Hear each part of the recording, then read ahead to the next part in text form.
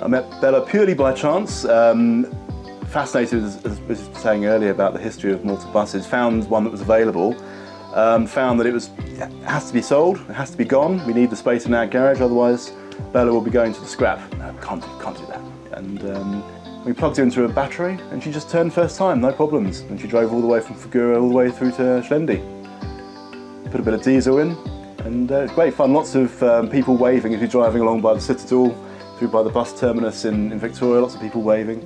And you know, basically bought her and thought, well, now what do we do? And we thought the only way we can really do something with her is to preserve her. Had a few different ideas, but the one that we preferred was to turn it into a very special accommodation. She's actually quite famous as well. Some pictures when she was in TV and in movies. There's another picture over there. So in Malta there was a fleet of 6, and this is the last one. All the others have been scrapped, gone. Maybe perhaps they've been preserved in the UK or something, but this is the last one that was on Malta after being part of a fleet.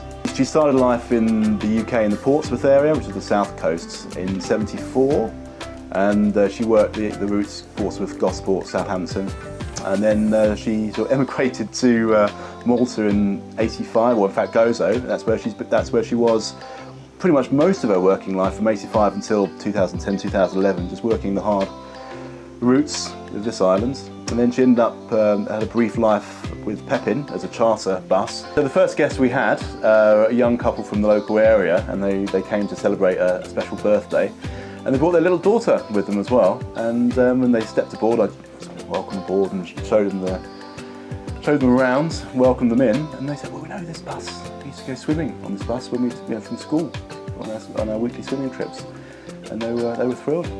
What I like is the fact that all demographics of people have come. So we've had young couples, I just mentioned, there's been travellers, all sorts of different people, and this year more so, I think, because of the COVID regulations have been lifted and people are travelling more. We've had more people from overseas, Czech, Polish, Italian, so it's interesting. During the renovations we were thrilled. I mentioned about the signage, so we found lots of old signage which dated back to the early days of being in Malta and the days when the bus was running in the UK. But yeah, the tickets, that was fascinating. We found all the old tickets and it was all hidden away. We found the driver's sunglasses, so lots of little quirky things, giving up her secrets. Yeah, we found lots of graffiti. I think I mentioned that earlier, lots of graffiti, which was quite fun to uncover. And lots of horrible chewing gum as well, lots of cleaning. Behind me here is it's like a wet room, so the toilet and the shower is all in one. It's comfortable, but it's also necessary.